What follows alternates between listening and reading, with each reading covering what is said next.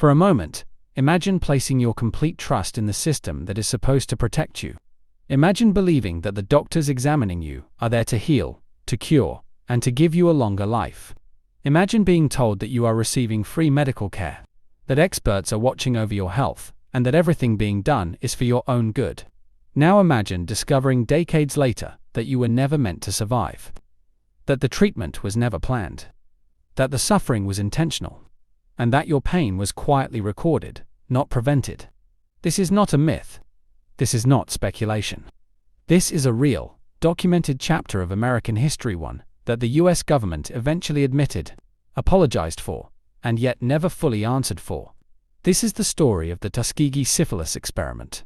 To understand how something like this could happen, we need to go back to the early 1930s. America was in the grip of the Great Depression.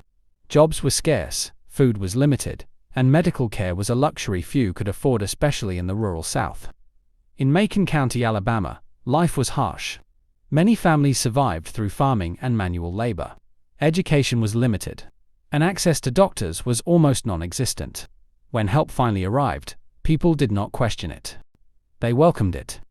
In 1932, the U.S. Public Health Service, working with local institutions, announced a medical study. The goal, according to official documents, was to study the effects of untreated syphilis in African American men. But the men recruited into the study were never told this. Instead, they were told they were being treated for something called bad blood, a common term at the time used to describe fatigue, pain, or general illness. They were promised free medical examinations, free meals, transportation to clinics, and even burial insurance, something many families could never afford. For men struggling to survive, the offer felt like hope. What the men were not told was devastating. They were not receiving treatment. They were not being cured. They were not being helped. Many of them already had syphilis, and those who didn't were left vulnerable to it. The true purpose of the experiment was observation, watching what the disease would do to the human body when left untreated, from infection until death. The government doctors knew exactly what they were doing, and they chose silence. As the years passed, medical science advanced rapidly. By the early 1940s, penicillin had become the standard and highly effective cure for syphilis. Across the United States, doctors were using it to save lives. Hospitals stocked it. Military personnel received it. Civilians were treated with it. But in Tuskegee, the cure was deliberately withheld. Even when some of the men were drafted into the military where treatment would have been, automatic officials intervened to ensure they did not receive penicillin. The experiment was considered more important than their lives. The consequences were severe and irreversible. Untreated syphilis does not remain silent. It attacks the nervous system. It damages the heart and brain. It causes blindness, paralysis, confusion, and intense pain. Some of the men slowly lost control of their bodies. Some suffered mental breakdowns. Many died long before their time. And the damage did not stop with them. Their wives were unknowingly infected. Their children were born with congenital syphilis, a condition that could cause deformities, developmental delays, and early death. All of this happened while doctors calmly recorded symptoms. Perhaps the most unsettling detail is the mindset behind the experiment. Doctors continued to examine patients. They continued to draw blood. They continued to perform painful procedures, including spinal taps, often described as special treatment, to convince the men to comply. Medical notes were carefully written. Charts were updated. Reports were filed. The suffering was not chaotic. It was organized. The Tuskegee experiment did not last for a few years. It did not end when better medicine became available. It did not stop when ethical standards began to change. It lasted for 40 years. From 1932 to 1972, during that time, presidents came and went. Wars were fought. Civil rights movements reshaped the nation. And still, the experiment continued. Not because no one knew, but because no one stopped it. In 1972, a whistleblower finally brought the truth to light. Information about the study was leaked to the press.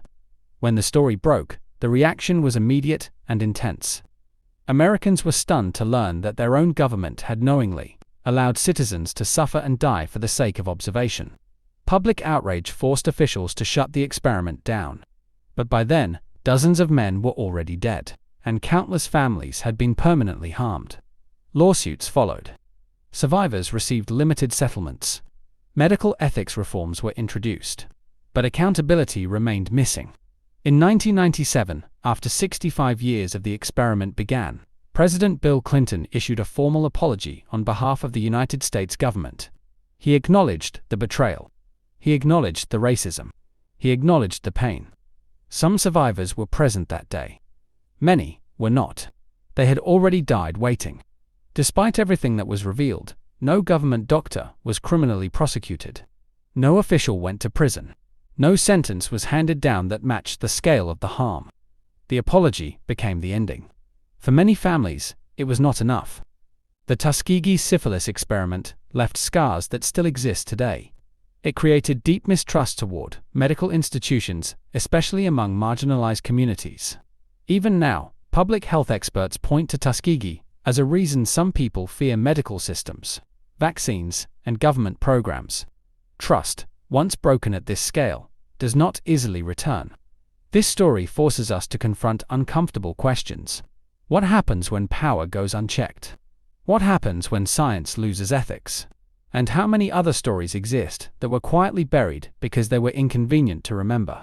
Tuskegee was not a mistake. It was a decision. The Tuskegee experiment is real. It is documented. And it is taught far less than it should be. Because some truths challenge the idea of moral authority.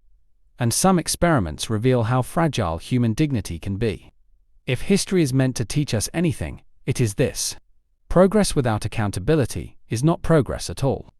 If you believe history should be told honestly even when it's uncomfortable, consider subscribing. Because the stories they tried to erase are often the ones we need to remember the most.